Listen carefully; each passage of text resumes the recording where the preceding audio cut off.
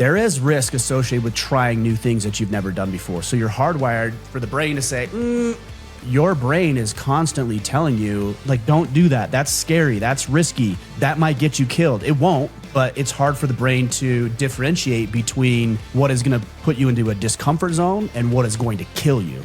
So when you hear that inner critic, know that it's the deepest part of your brain communicating a level of risk to you, and it's your job to take the newer, more evolved part of the brain.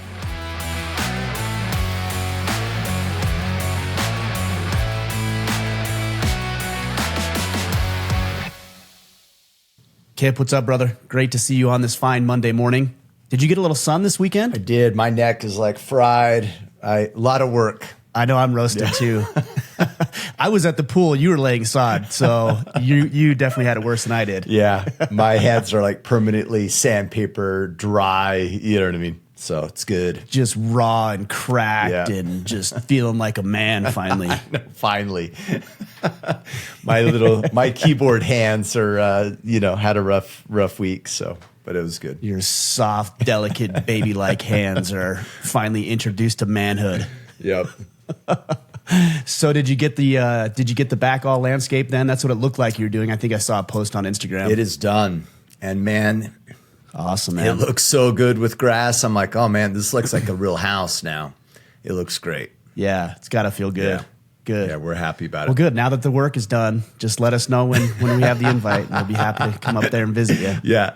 Take advantage of that lake property. Yeah, we'll do. Well, brother, let's get into some topics today. I know you've got a headline, I've got a headline, and then we'll get into some questions from last week that we had as a spillover. We had quite the amount of questions, so we want to make sure we get all of those answered to the best of our abilities. Yeah. I say this every week. Well, is this really a headline or not? But I think it's the one that probably most people are aware of, and that is the crash of the Iranian president in a helicopter. Yeah. And I'm not sure if that happened over the weekend or if I was kind of disconnected for the last couple of days. I think it was yesterday, yesterday? So Sunday, I think. Yeah. So I checked this morning officially. They're saying he's dead. And I can't help but wonder if this is an assassination and not, an accidental airplane crash, right? Because him and I believe of course, high up leaders were all in that helicopter and, obviously no survivors. So I don't have anything to talk about other than the fact of the importance of us just having our stuff together. Something like this could shift climates in other countries that might affect us within the U.S. I mean, you don't know. And if we're not vigilant, if we're not prepared, we need to be and be ready for if things get really difficult. And there's so many things that I agree. Yeah, and there's so many ways to look at that, right? And I don't even know why this crossed my mind, but over the weekend, what was it? I had a call in for insurance or something. It was the typical questionnaires. What are you allergic to? What medication do you take? The rap sheet. And I was like, no. And the person was almost like shocked, I think, and put back a little bit. Like, that you were so healthy. Yeah, they're like, nothing? No allergies, healthy. Yeah, they're like, nothing? And I'm like, nope, absolutely nothing. And I think, man, how often are we handcuffed to our medications? How handcuffed are we to our processed foods and other things that, to your point, we lack sovereignty because we're dependent on those things because we haven't maybe got our stuff together that we should have had. You know what I mean? And we're being unhealthy one way or another. At first, I thought you were, when you're like, oh, that's just a reminder. I'm like, dude, that almost sounds like sympathy for this guy. And so I was like, there's no sympathy here for this. That's almost, I was like, where's he going with this? Like even in Iran, they were like celebrating, in certain areas. I mean, he's killed thousands of political dissenters. So this is obviously not. We just don't know who's going to fill his shoes, and it may be worse or better. Who knows? Yeah, well, I think you bring up a really good point when it comes. So one of the things when I was running my financial planning practice is we always talked about the risk associated with certain investments. And obviously there's certain risk of losing your money. There's certain risk of market volatility. But the one that is often overlooked is political and even geopolitical risk. When you have shakeups like this, things that happen, or wars like we see in Israel and Ukraine and Russia, that especially with Russia, that messes with, for example, I believe Ukraine is one of the largest exporters of wheat. Is that right? Yeah. Wheat. I think that's correct. And then Ukraine, obviously, with a shakeup with oil reserves and the oil pipelines. This is geopolitical risk that we need to be very aware of. So I'm really glad that you tied that back into this idea of sovereignty. And it is interesting because when I was doing the financial planning stuff, I did a lot of life insurance as well. And to your point, to come across somebody who wasn't suffering with diabetes or heart issues or obesity or multiple surgeries that could have very easily been avoided, that was few and far between. It was a rarity, and it was so welcomed because I didn't need to jump through the whole rigmarole of trying to find insurance for these people. And not to mention the financial cost associated not with just the individual, but the strain and the pressure and the weight on our healthcare system because of this obesity epidemic that we've eaten ourselves into, I should say. Yeah, totally. All right, what's your headline? Well, mine's a little political as well, and it's I guess yours isn't political necessarily, but it was a politician. But some of you guys may have seen there was just a complete clown circus in Congress last week. I don't know if you saw this, but it was Representative Jasmine Crockett and Representative Marjorie Taylor Greene, and both of them are idiots. And have you seen this? Oh my gosh. Marjorie Taylor Greene makes a comment about Representative, what's her name? Crockett's eyelashes, her fake eyelashes. And then they just start being catty with each other. And then, of course, AOC chimes in and they're just making catty remarks. And all the guys are looking around like, what do? We don't know what to do. I'm so sick of the clown show that is U.S. politics. Look, I'm not oblivious enough to realize that there's always been personal insults. There's always been personal attacks. We haven't always been civil. I mean, we went to war over some of these politics. So I'm not saying that we've always been the most civil people. We're certainly not. But anymore, it just seems like that our representatives, our elected officials, are more interested in gotcha moments. They're more interested in little quick snippets that are shareable, that could potentially go viral, and they're just waiting for their next book deal when they get out of Congress. And it infuriates me. And I found myself really infuriated because, these two women who are supposed to be working on real issues are talking about how ugly her fake eyelashes are or whatever. But neither of them can speak English properly. They're supposed to be working on real issues. So that was my first frustration. My second frustration was these are elected officials. Like, they didn't just show up. They got elected. They got elected. Enough people said, yeah, that sounds good. Let's go ahead and vote them into office. And I am just so sick and tired of these people running. And, I don't have an answer. I think I have some of the answer, which is what we're trying to do here. But anybody who seems like they're moral and decent and respectful and respectable just isn't interested in the shit show. Yeah. And rightfully so. Why would you want to get involved why would I want to get involved in politics? Why would the majority of men listening to this want to get into politics? I saw a video from Dan Crenshaw just the other day, and he said, love him or hate him, I think he's got some interesting and unique perspectives and insights. And if you actually listen to the guy, not just the snippets, but you listen to the guy, I think he's right on a lot of stuff. And he said something to the effect of how exhausting politics is. The talking points, the uneducated discussing and debating some of these points as if they know on social media. we're just driving ourselves into the ground. I hate to see it, obviously. You and I aren't going to have to suffer to the degree that our kids and our grandchildren will, but it's horrible. It's infuriating. Yeah, and the lack of integrity that has been accepted as the status quo is exhausting. And it's and there are little white lies all over the place, right? We'll do this thing, but the intent is really not that. It's really just this. It's optics. It's managing impressions. That's also called lying, is what that's called. Right. And we just say that's okay. And it's pathetic. Yeah. All right. Agreed. Well, we're gonna hop over to the gram. The hard part is, go ahead. Sorry.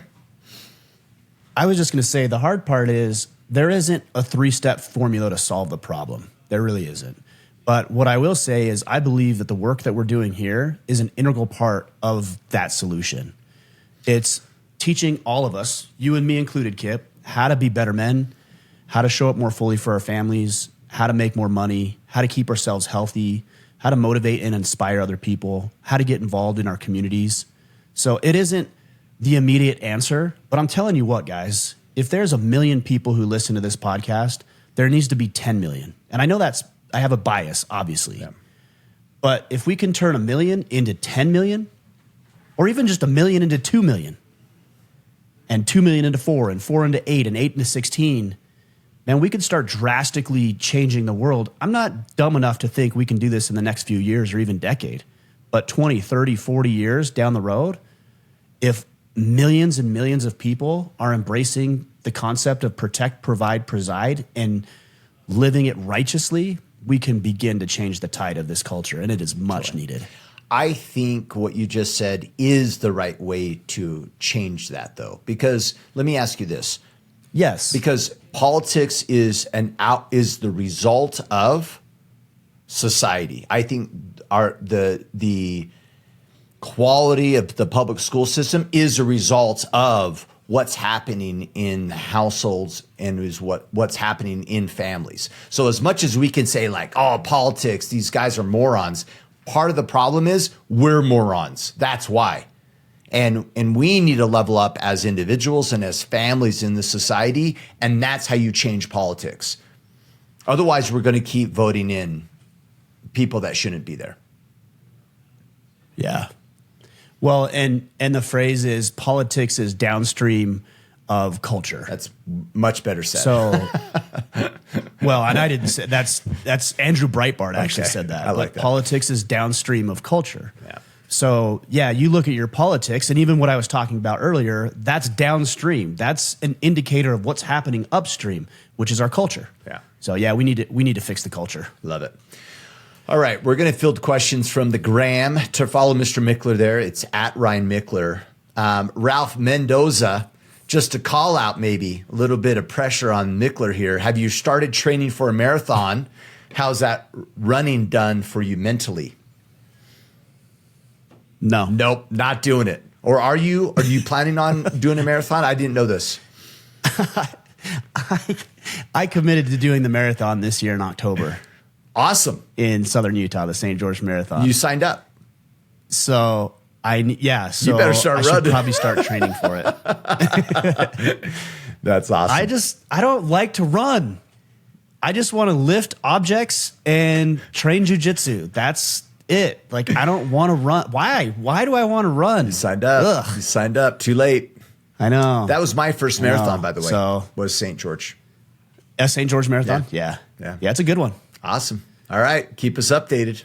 No pressure. Okay. All right. Voyage writes. What else? Are you still currently and in the future conducting rites of passages for your sons as they grow older? Has any of your plans changed since the divorce?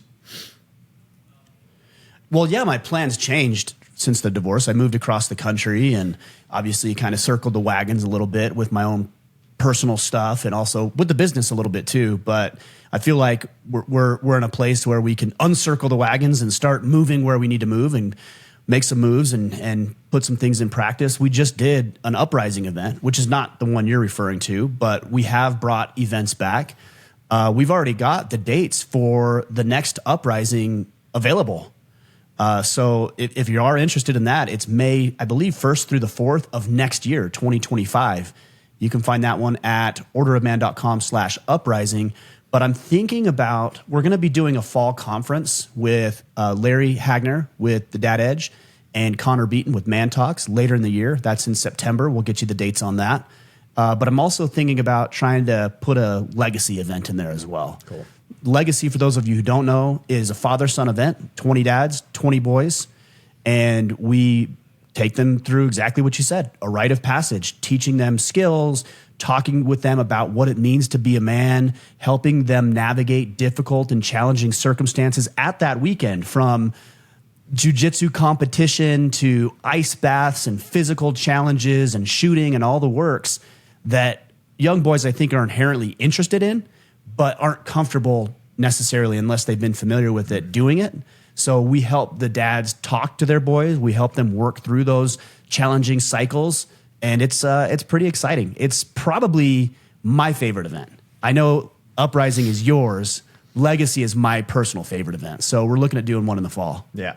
Excellent. All right. Max Narin, I love this question. And I'd love you to get your insights of, when you hear the term inner critic, what does that mean? But his question, okay. How do you deal with your inner critic? What do you do when you're faced with big decisions in your life? And what advice would you give a man in his mid-20s that'll help his growth? I actually like that word, that terminology, inner critic. A lot of the times I think you hear the phrase imposter syndrome.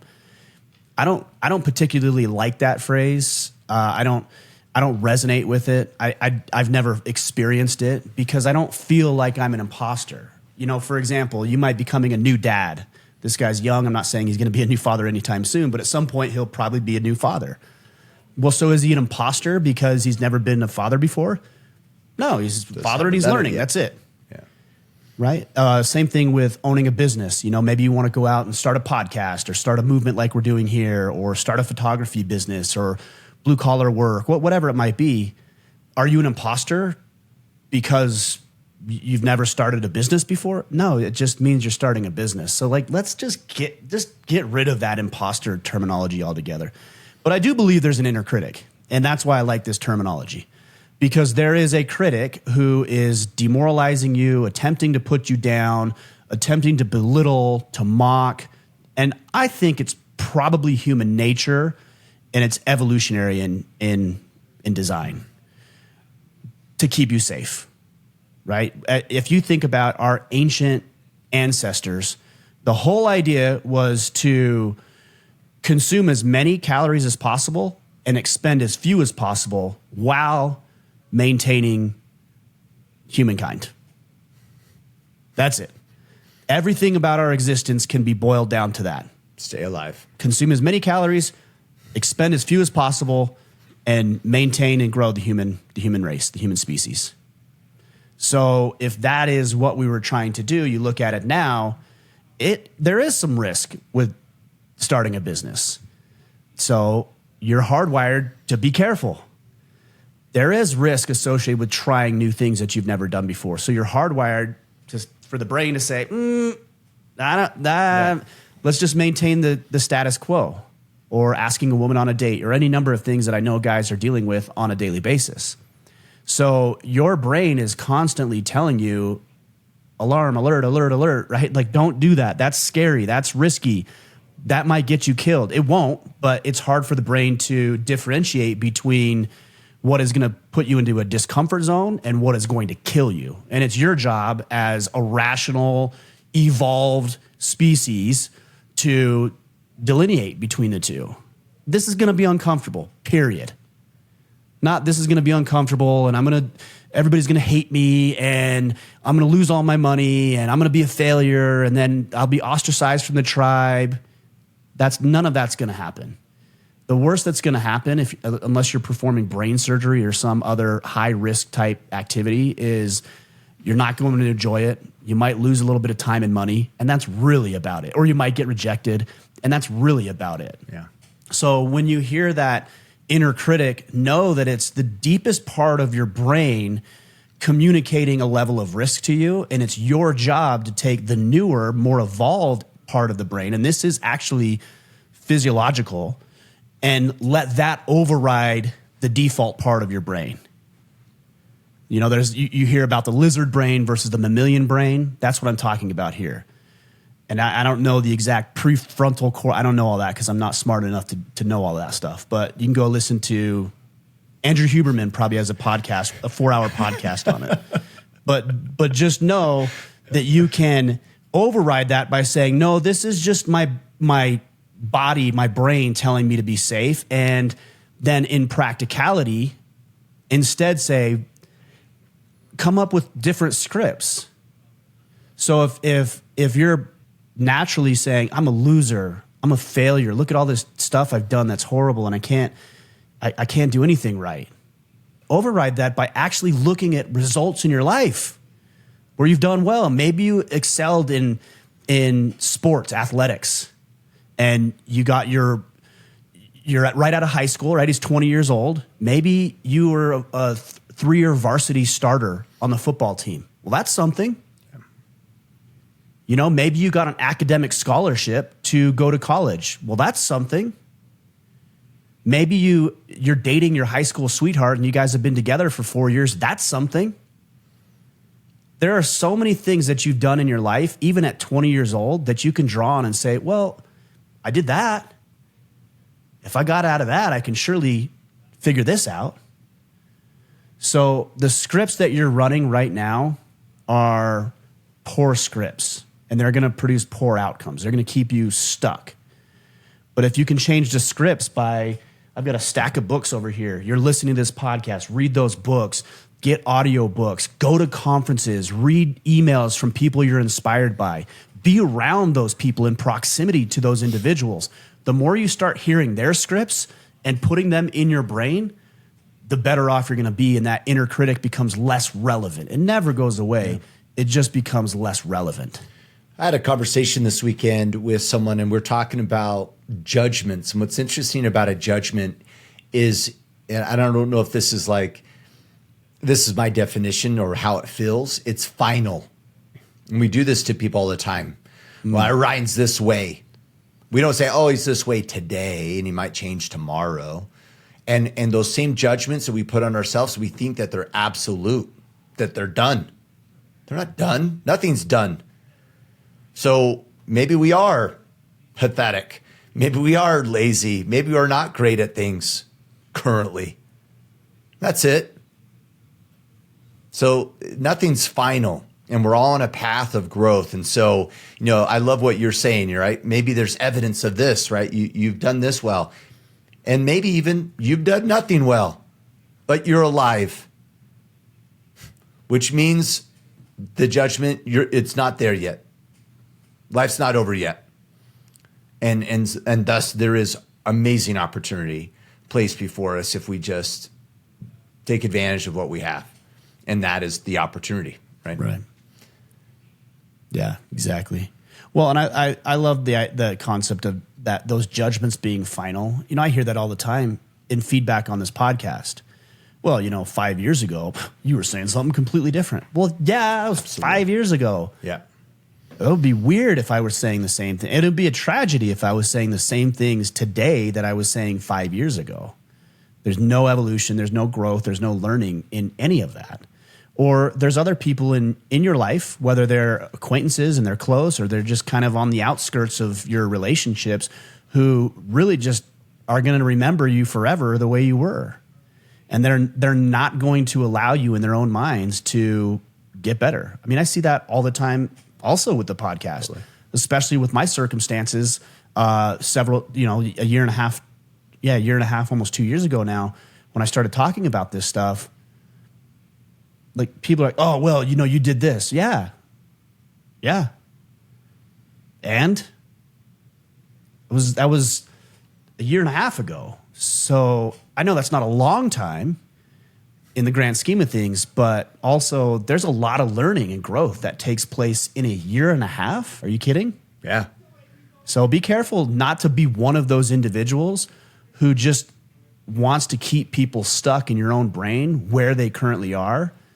And regardless of what you think of them, I just think it's good practice for you to allow yourself to consider that people can grow and get better, because it gives you permission to grow and get better in your own life. Totally.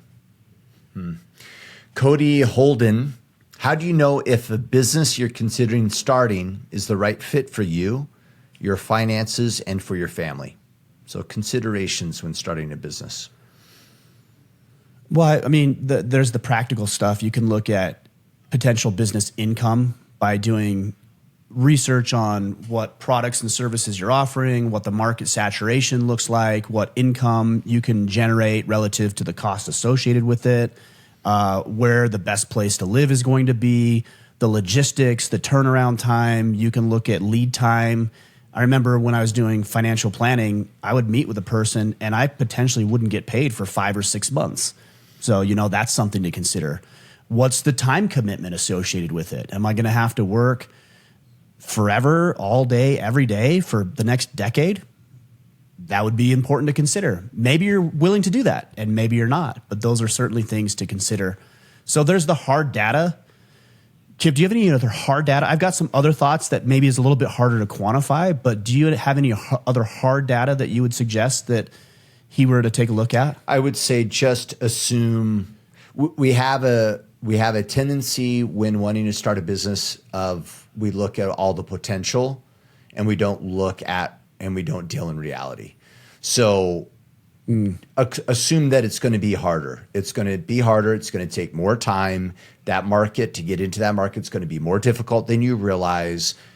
It always does. Everything always does. And I don't know if I'm just looking at things wrong, but laying sod, guess what? That shit took a lot longer than I planned. Fixing pipe takes a lot longer than it always takes longer. So just assume that. I'm always surprised when a project takes exactly the same amount of time that I thought it would. I'm like, wait a second. Yeah, you start questioning. What did I miss? Yeah, you're like, what did I do I did something wrong. This shit's going to leak. Yeah. Totally. It's so true. Anyhow, go ahead. Yeah. No, the only other thing I would share, so I think that's good, is having a clear expectation. But then that brings us back to the question, how do you know what the expectation is? Yeah. So what I would suggest, and I think this is the best advice I ever received, and it's something I've seen hundreds, if not thousands of people put into practice successfully. You have to go talk to people who are already doing the work. Totally. You have to. So if you want to become a fitness trainer, you got to go find some fitness trainers and you have to ask them, what does it take? What's the investment? What's the time? How easy or hard or difficult is it to pick up new clients? What's your programming look like? How do you do that? How do you do this? And look, pay those people, please, for it. Don't just ask to pick people's brains.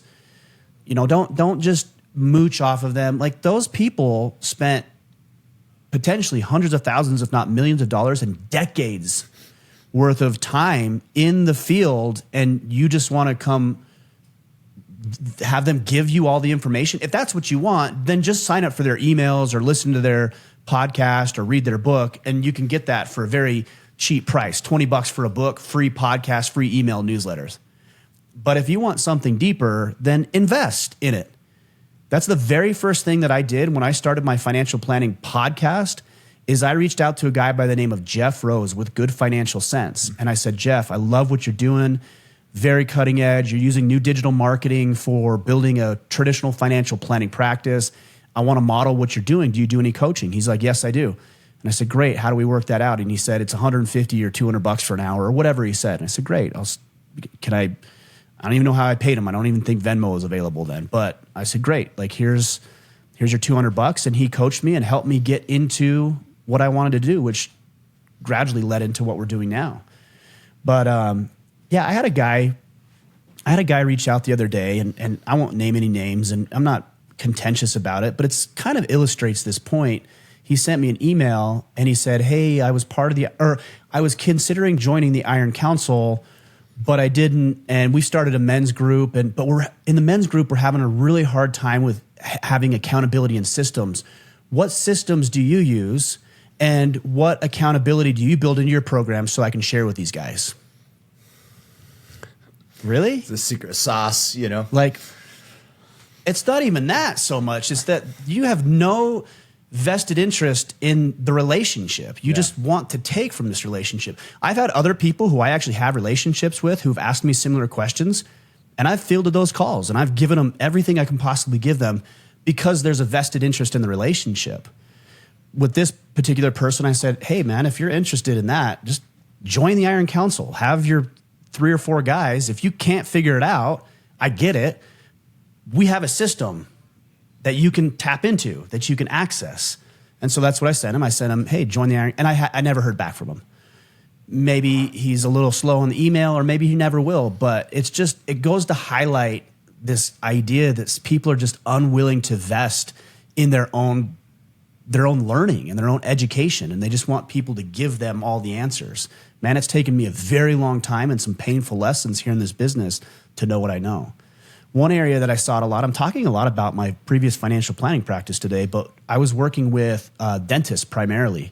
And I don't know if you know much about it, Kip, but when there are young men and women who are interested in out of high school or maybe early years of college, interested in going into the field of dentistry, they will do what they call shadowing.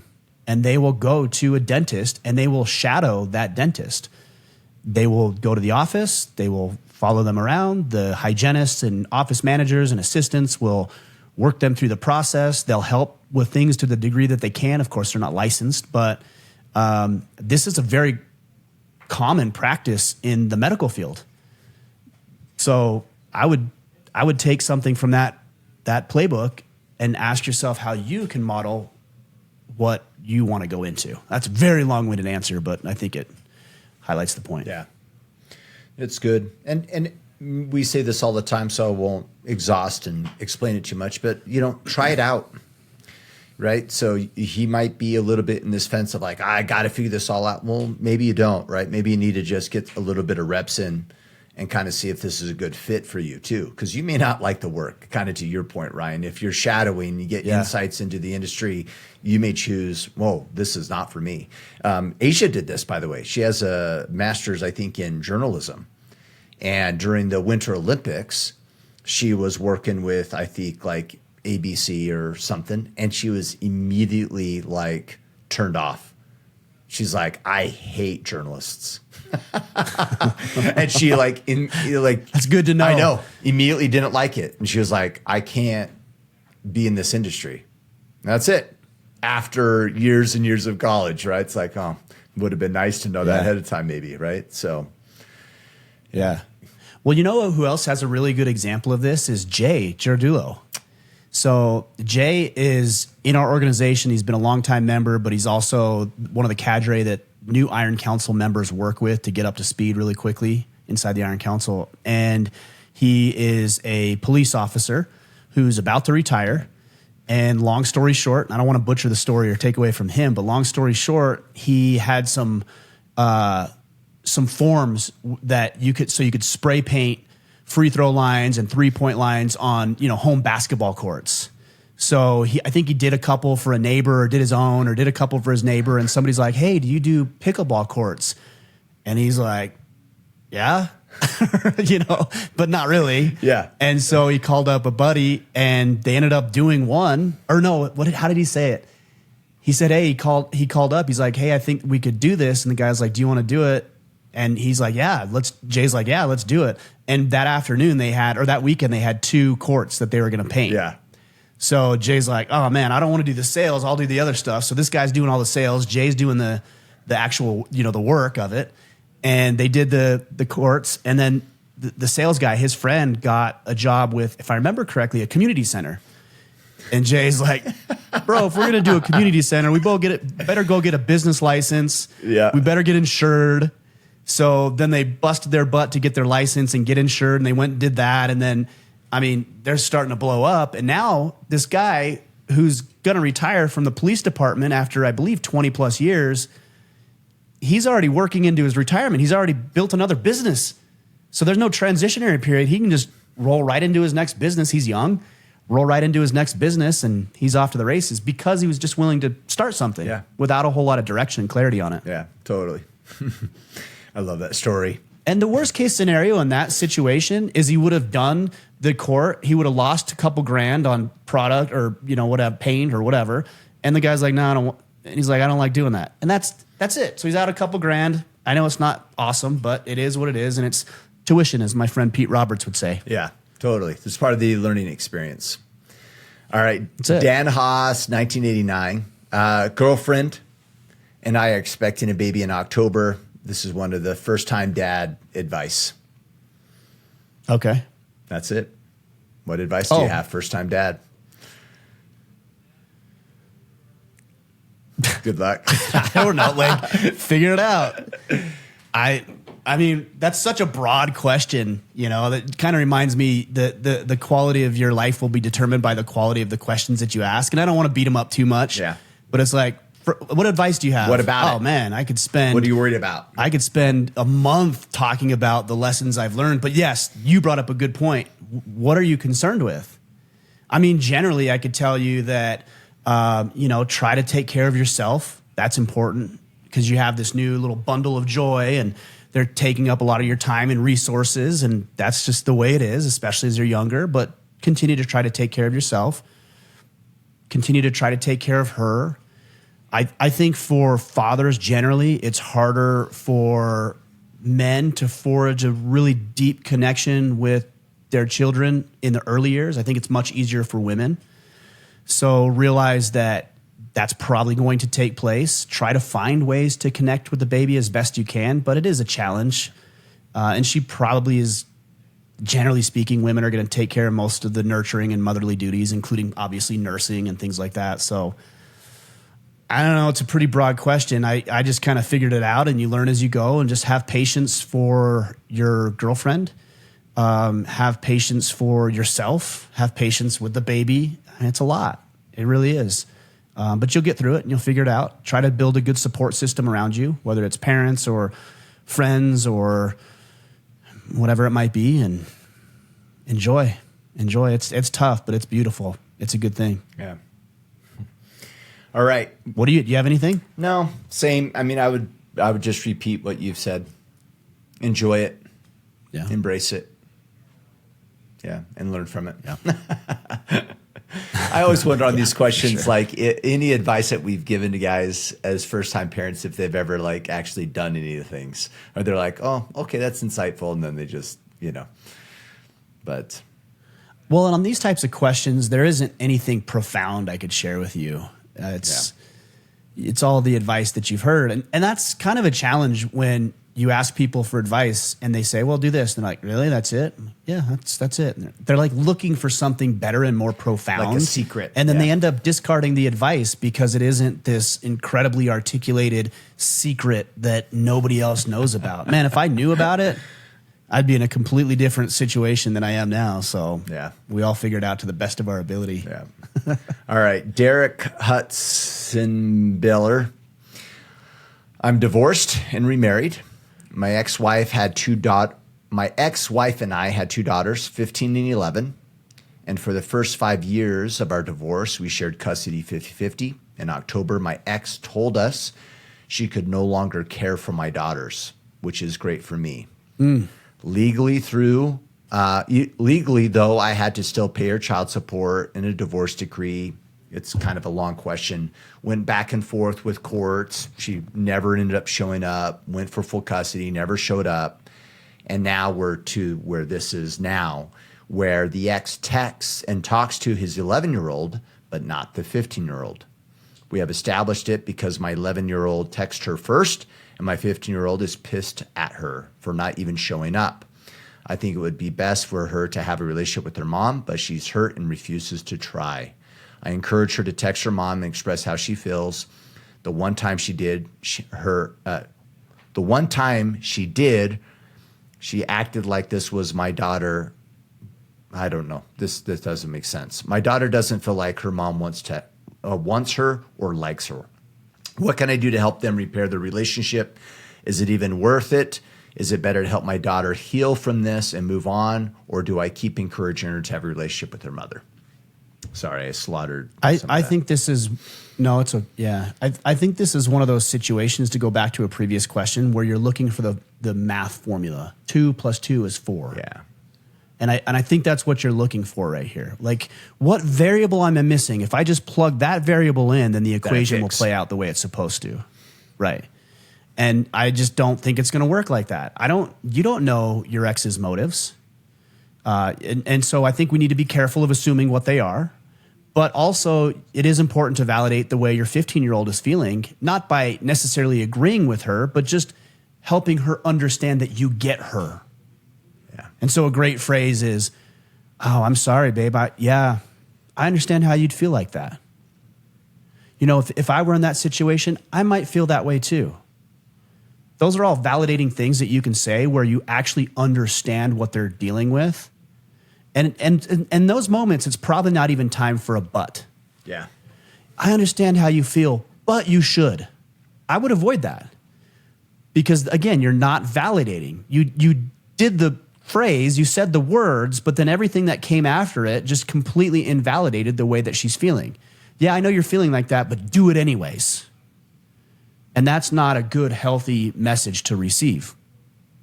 Instead, it's, yeah, I understand. 15 years old, I mean, she can start making her own decisions. Hey, I understand how you'd feel that way. What are you thinking you want to do? Or better yet, ask her questions. Yeah, mom didn't call me again. Oh, man, how does that make you feel? Why do you feel that way? I can understand how you'd feel that way. What do you think you're going to do to address it? Now, she might say, well, I'm going to keep trying. So, yeah, I think that's a good idea. You should. Like, in what ways? Or she might say, I'm never going to call her again. Yeah, I understand how you'd feel that way. What would need to change in the relationship for you to feel better about it? I mean, you're just helping her navigate some of her own emotions. You're not fixing, you're not solving, you're not speaking highly of her mother, you're not assuming what her mother's intentions are, you're not speaking poorly of her mother. You're just helping a 15-year-old navigate through this experience that she's having. And it's got to be painful. I would feel the same way. If my dad he reached out to my sister but didn't reach out to me, I would feel very much the same way. So I would say, try to put yourself in her shoes. It's not your job to fix the relationship between her and her mother. It's your job to help your daughter navigate what she's experiencing and then allowing her to come up with some of her own decisions. Now, sure, you can navigate the conversation into things that are healthy, but there comes a point in time where there isn't really a whole lot you can do. And in fact, if you tried to do things, it might make the situation worse. Would you counter to that? Would you add to that, Kip? What do you think? I think it's perfect advice. He knows it, right? Mom didn't fight for custody. Who knows? She probably had a strong relationship with her mom. Your parent really exits. Oh, I'm sorry, I can't take care of you. Any kid would internalize that from the perspective of, I'm not good enough to fight for. So that's how she feels. And then for her to have a relationship with the one daughter and not her, man, that's probably just like slap in the face even more, right? So without a doubt, she does not feel like she's worth it or not lovable or not good enough for her mom. So I would take all of the same advice that Ryan already gave around how to handle it with her mom and then double down and make sure that your relationship is solid with your daughter, because she is in the state of thinking that she's not good enough to be lovable. That is a major problem. And so she needs to know that she's getting that from you, that she is worth it, that she is seen, that she is worth fighting for. And so I would make sure that you're doing everything possible on your side of the relationship. And we should all be doing that anyway, regardless of the circumstance. But this is even more critical because you need to make sure that your daughter doesn't feel that way. Yeah. There's also just talking about the realities of life. I mean, this is going to happen again, not with her mother, but she's going to get dumped at some point in her life. Totally. You know, she's going to get fired at some point in her life, maybe. Like, these things are going to happen. And so this might actually be a really healthy moment to explain to her that people have their issues. We can't assume what they are. We don't know what they are, but we have to learn through mechanisms how to free ourselves from what other people might do to us, even unintentionally. Like, I'm sure her mother doesn't hate her. Yeah. It might, maybe, but I'm sure maybe look, here's a scenario. Maybe her mom like has a hard time with her daughter because she feels so much guilt and shame about the situation. Or maybe her daughter reminds her way too much of you and it's painful for her. Like, we don't know. And I'm not saying that any of that is a good justified reason for abandoning your daughter. That's not what I'm saying. I'm saying we don't know what's happening. Yeah. And I think it's a really good moment to explain that, hey, we can be independent on our own. We can be strong. People are going to slight us intentionally and unintentionally. People at times in our lives are going to take advantage of us. Some people just flat out aren't going to like us. We need to be able to stand on our own 2 feet and be secure and confident enough in ourselves that it impacts us less than somebody who hasn't learned to be confident and independent like we're trying to show you to be. Yeah. Some really good learning moments here. I just had this thought, and what's interesting, by having empathy, it reduces the pain and suffering that we have, or reduces the story that we have about ourselves. Like, if I choose to have empathy and consider your way of being, Ryan, and not take it personal, then that means I'm not taking it personal, and that the suffering that I receive on this end is reduced by me being empathetic of you. That is just a natural product. If I make you wrong, then it also affects me more in a negative way. And so I really like what you just said. Maybe help her have some empathy around her mom. And that would really reduce the amount of attack that she's probably assuming on her side at the same time. Yeah. Yeah. Interesting. I have a little bit of an experience with that. My oldest son was pretty upset when I went through my divorce, and rightfully so. And for the past, early on, about a year and a half ago, he's really upset, really, really bitter towards me. Again, I get it, rightfully so. Yeah. And the relationship was really hard, but we had a good conversation. I won't get into the specifics because that's between him and I, but we had a really good conversation a couple of weeks ago. And you know what I heard in his voice, which was really interesting, is I heard empathy in his voice. Now, granted, it feels good for me because there's some reconciliation there and the relationship is improving.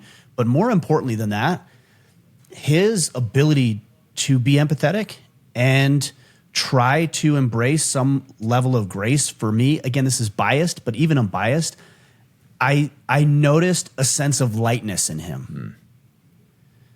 Less contentious, more light, more, this is okay. And I was glad for him in that moment because he was learning to let go. And also, biased, I was really glad for me and our relationship. But it was very good that I could sense that lightness in him and just an ability to just kind of start letting go of that a little bit and move on with something that could potentially be now. Yeah. Michael J. Hey, Ryan and Kip, big fan of yours here in Slovakia. So that you know we're listening to you guys here from Europe. My question to you is, how do you keep fresh mind when you don't see viable results from your efforts? You know that you're doing the right things, but it's hard to convince your mind that it's good for you when hardly anything changes. Thanks and take care. Yeah. Well, I think the mentality of just knowing you're doing the right thing is really going to serve you. Because you said that. I know I'm doing the right thing. And so sometimes in life, it's just a matter of bearing down. Yeah. I know it's uncomfortable. I don't want to do this. This isn't going to help. But in the back of your mind, it's saying, hey, this is the right thing. Then you just have to bear down and exert all your willpower, all your discipline, all your effort, everything you can do to get through that moment in time, because that's what the situation requires. Yeah. There's also a couple other things you can do. Get somebody, again, who's in the same situation or has been in the past. Consult with them. You know, for example, if you're trying to lose 100 pounds this year, you're 300 pounds, you want to get down to 200 pounds. There's going to be moments where it feels like you're doing everything right. You're eating correctly, you're fueling your body correctly, you're dieting, you're exercising, you're doing everything right, and you're not seeing the results as quickly as you would like. So most people, because they live on an island, they revert back to their old patterns, and then they never lose money any weight, and then they say, see, it's not supposed to work for me.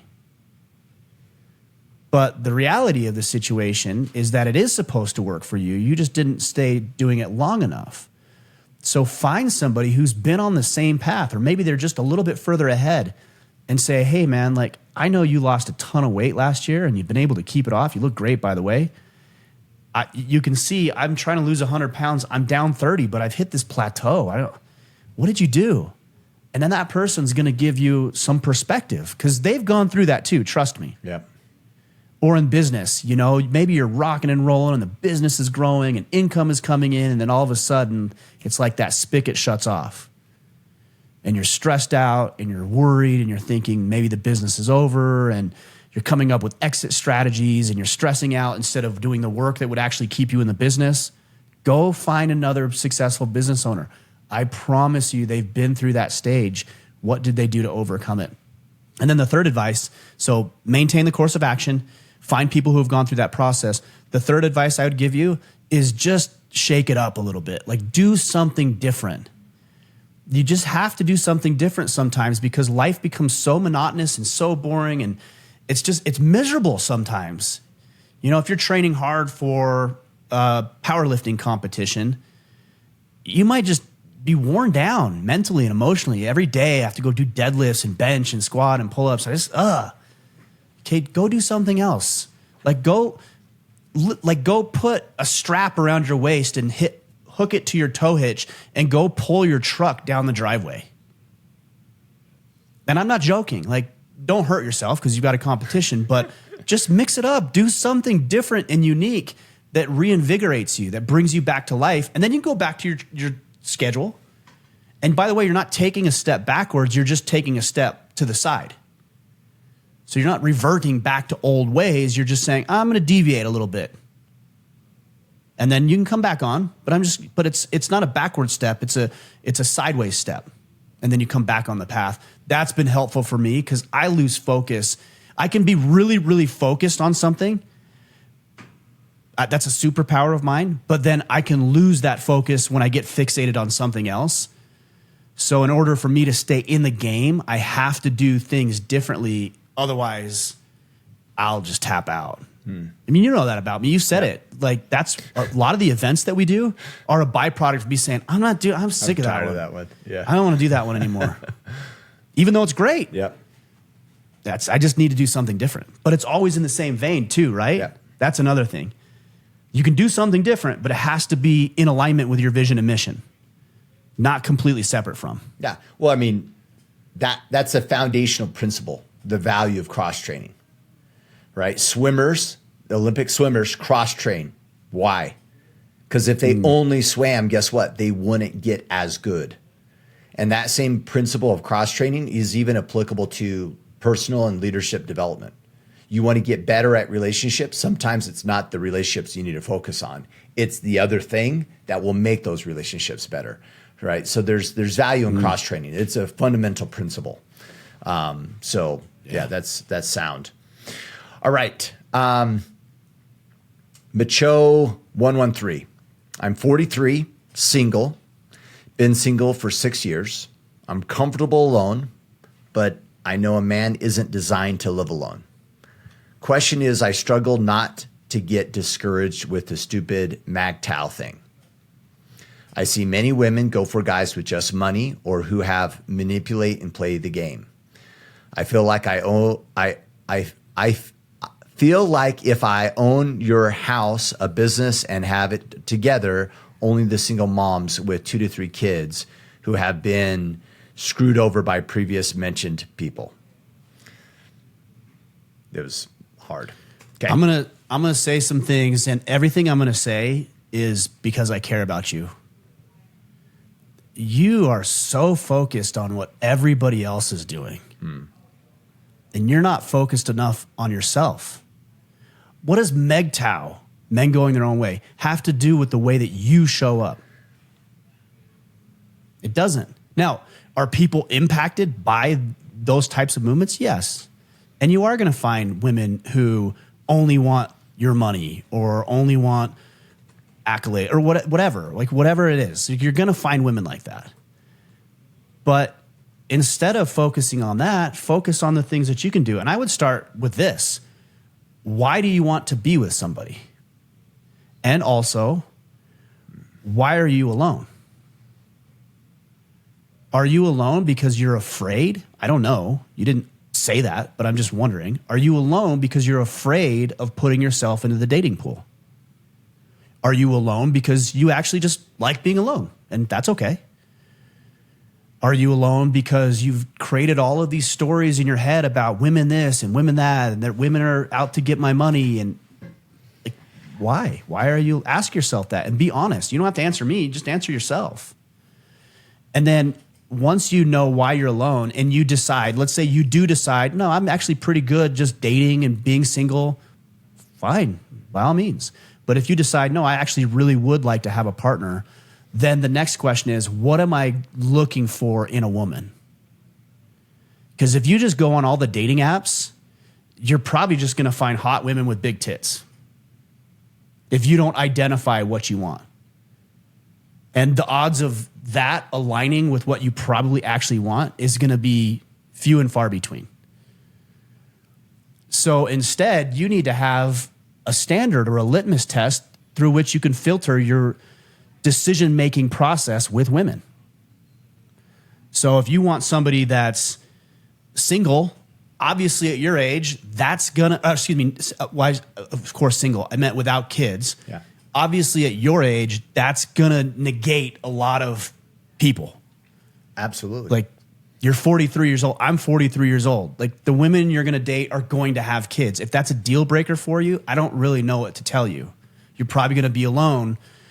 Unless you find the unicorn, you're probably going to be alone for a lot of your life. And I'll tell you what, a woman who doesn't have kids, who's 40 years old, probably has some shit that you need to be really, really aware of, because there's a reason that she's 40 without kids.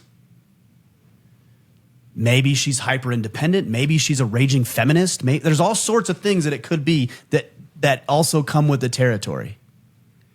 But if you're thinking to yourself, no, I don't want 5 kids, that's fine. You're not obligated to date a woman with 5 kids. Maybe your pool is 1 to 2 kids max. That's fine.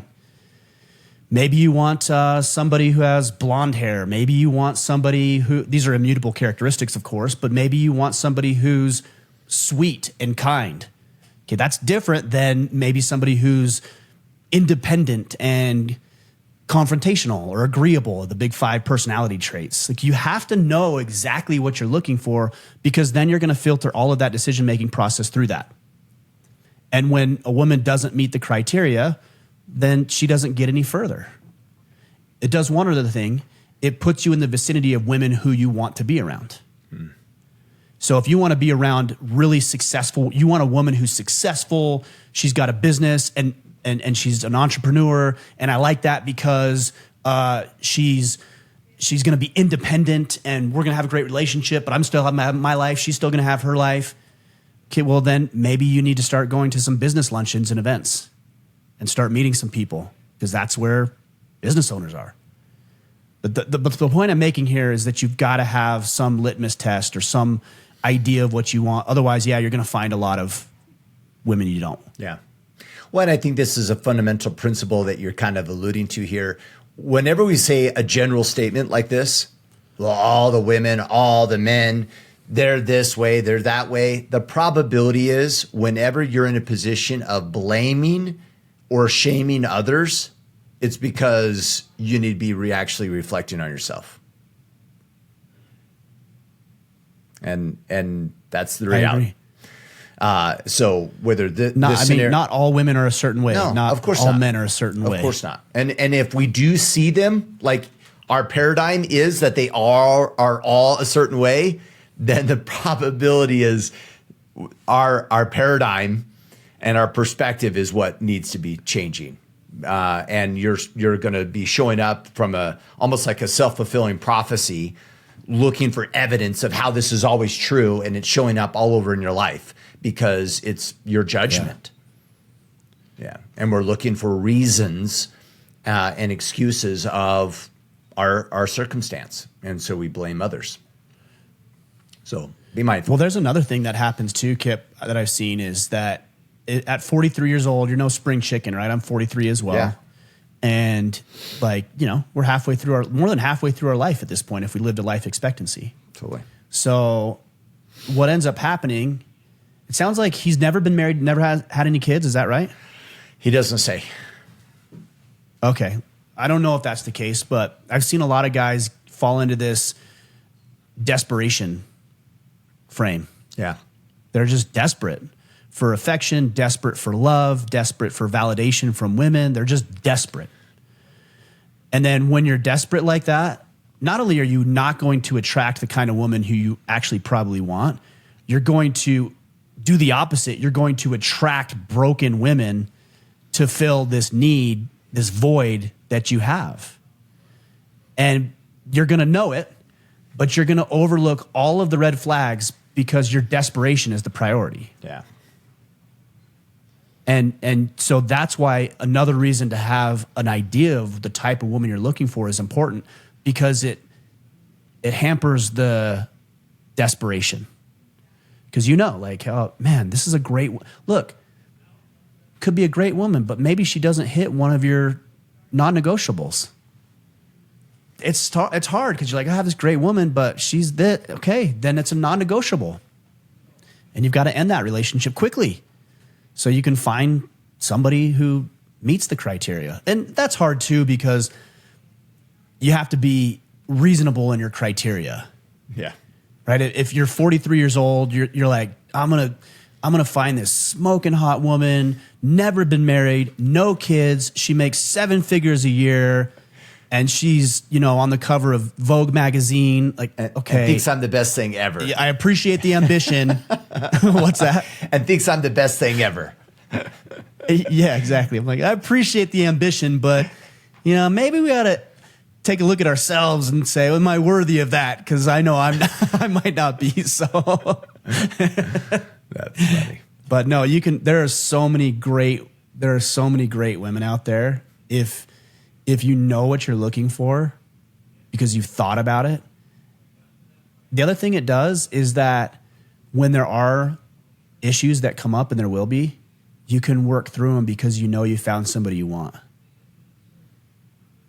Like, this is a person I want. And I'm not so oblivious to realize that they're going to have everything perfect, but they have enough of what I want that we can work through the challenges and the differences and the hurdles that we'll inevitably face. Yeah. Last thought on this. Last thought, I promise. Years and years ago, this is before like there were TED Talks. There was a talk that was done on Google Campus called The Paradox of Choice. And it was recorded. You could download the MP3. And it rocked my world. And I wish I could quote who the professor was that spoke about this. But the general gist was that the emotional state that you're in when making a decision determines success more than the actual decision itself. And so if you have this mentality that most women are XYZ, that they're this problem and they're all screwed up, and then you compromise and you say, well, good enough, your emotional state will guarantee it will not work. Because the minute it gets hard, what are you going to jump to? I knew it. All women are this way. See? Evidence. Dude, you got to get your mindset straight going into choices. Otherwise, if there's any level of compromise, or if there's any level of doubt or judgment that's harsh going into a decision, you will regret it. And so be confident. And this is why marriages, by the way, according to this talk, this is why marriages are more difficult to be successful. Because back in the day, Ryan, you and I, if a long time ago, right, we're in a village and there's 12 women to choose from in the village, you'd pick one. What's the confidence level in your decision? Pretty high, right? 1 out of 12. I know. Yeah, you got 12 to choose from. And I know the one and I know all 12, right? So like, of course my confidence is higher.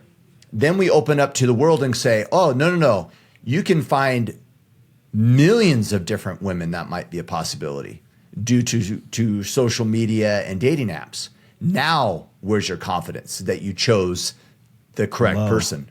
Really low. Yeah, of course, it's low. And that goes into your possible times of regret when things get difficult. It's fascinating.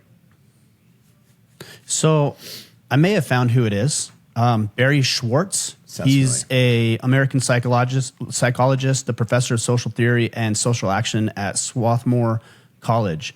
He's got a book, Paradox of Choice, and he talks about these two things. Number one, choice paralysis, meaning we end up making no choice at all because we're paralyzed by the variety of options.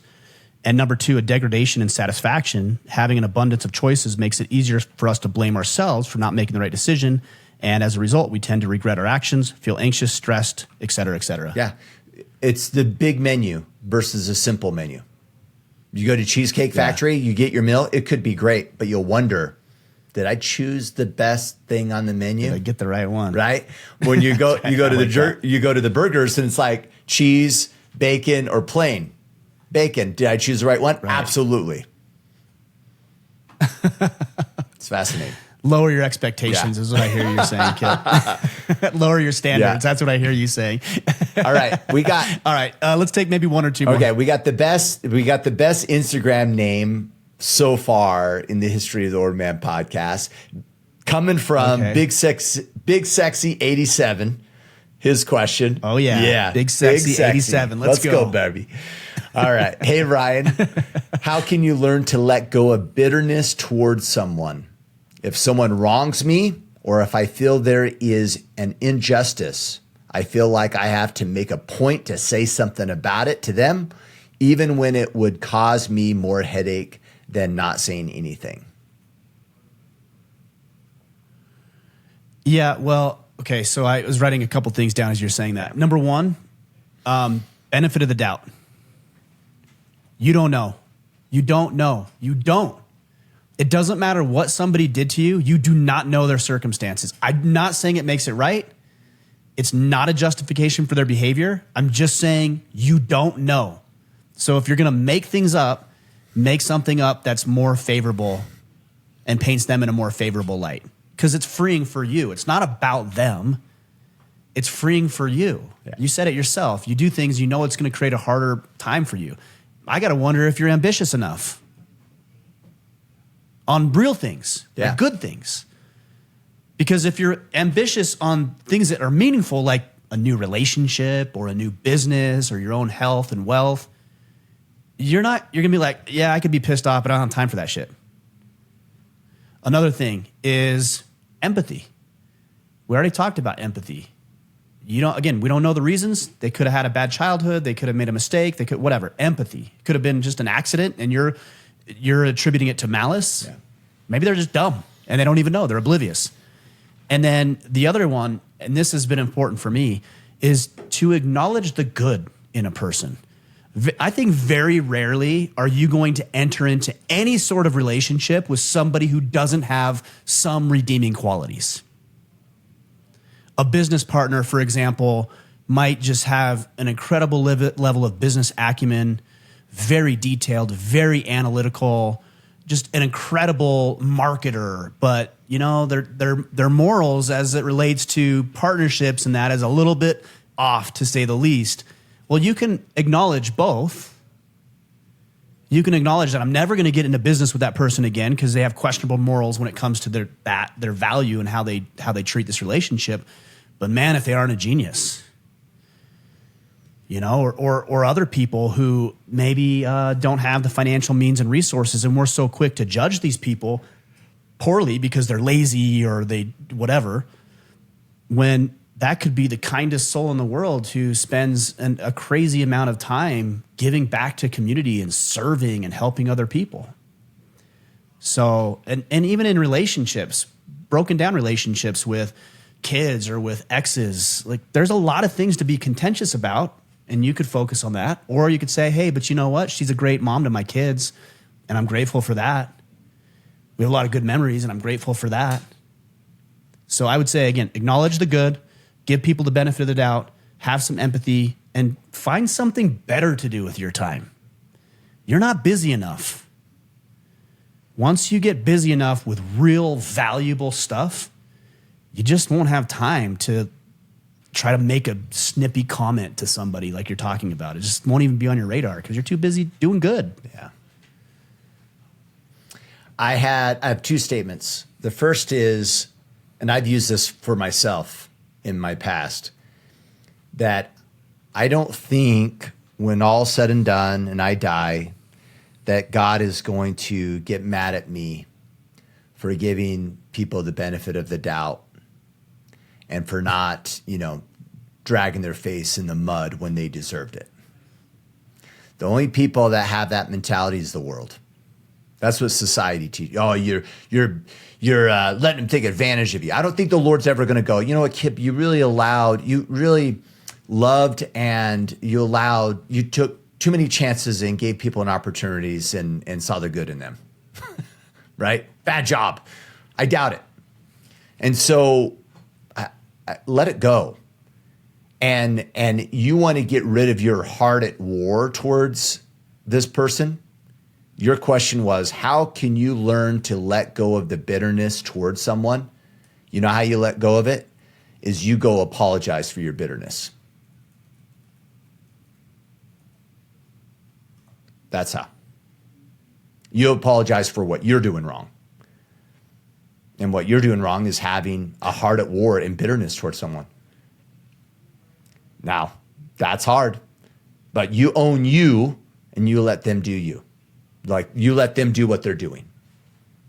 And you own how you're showing up. Because you have to do that. Well, you have to do that without, and you're saying this, but without the expectation of anything in return. Absolutely. Not even if they weren't even going to acknowledge your apology, you should still do it. Totally. Because it's not for them.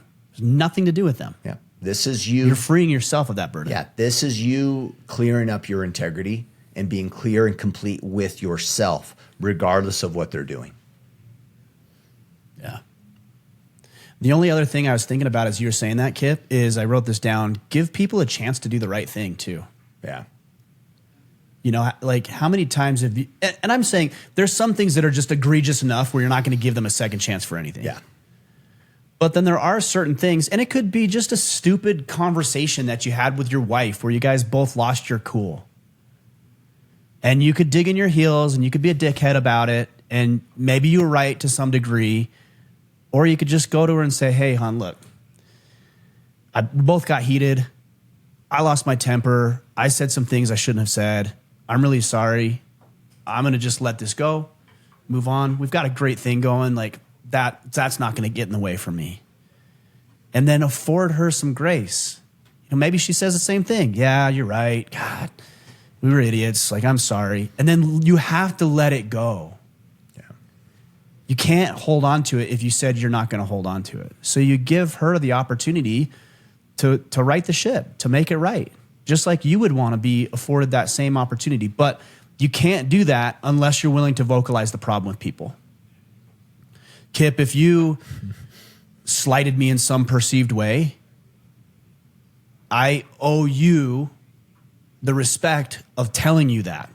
Because the alternative is me not telling you, but I don't know, being passive aggressive with you, throwing you under the bus, cutting you out of certain things that we're doing here within our organization. Instead, you and I have actually had personal conversations like this. And it's usually you telling me that I did something because I'm the greater idiot than you. So I just want to be clear on that. But you've always been good about affording me the opportunity to correct the behavior. And most people you're engaged with, they do. They want to make sure there's cohesion and unity and strength in the relationship, whether it's a business partnership, friendship, or romantic. But communicate with them. Hey, when you said this thing, here's what it came across at. Like, here's how I felt when you said that thing. And I think 9 times out of 10, the person is going to say, they're either going to say, I'm sorry, I said that, and that was a dick thing for me to say, I'm really sorry. Or they're going to say, yeah, I said that, but I actually didn't mean it like that. This is the way I meant it. Yeah. 9 times out of 10, they're going to say one of those 2 things. And both are fine. Yeah. Love it. All right. Calls to action. Okay. So bring us home. Yeah, we talked about the Battle Ready as preparation for you guys that are interested in joining us in the Iron Council next month. You can go to orderofman.com/battle ready. That's a self-paced process. That is a great precursor to joining the Iron Council. Of course, you can get your latest Order of Man swag from the store. That's store.orderofman.com. And you can join and connect with Mr. Mickler on X and Instagram at Ryan Mickler. There's one question really quick, Ryan, that was on there around the equivalent of Order of Man for women. Do you want to talk through that? Oh, yeah. Yeah. Revitalized Womanhood. Gina Trimmer is running an amazing organization. She's got an incredible podcast. She's got a community, the Revitalized Sisterhood. But if you go to revitalizedwomanhood.com or search that up on your podcast player, you'll find her stuff. Incredible job. She's been a friend for a long time. Both her and her husband have been friends for a long time, and they are just really good people. Cool. All right. The only other thing I was going to say, Kip, is just to give you guys a little sneak peek into what's happening over the next couple of weeks. We have Mark Driscoll is coming on the podcast. Very excited about that one. We just had GS Youngblood release yesterday. That was a really good conversation about masculinity in relationships and also evoking femininity in the women in your relationship as well. And then another podcast I have is with the Instagram handle. I think he's on Twitter and some other places as well. Save Your Sons. Go check out that Instagram account. We're going to talk a lot about what we can do for our sons and how we can save them from this culture of degeneracy and get them on the path and create a better climate and culture for all of us. So those are a couple of interviews that are coming up, and I've got more in the works that I'm waiting to hear back on. So make sure you subscribe and listen, because these ones are going to be good. Excellent. Okay. All right, guys. We'll be back on Friday. I'm going to be talking about the value of and the importance of being dangerous in all ways. We're going to talk about that on Friday. Until then, go out there, take action, and become the man you are meant to be.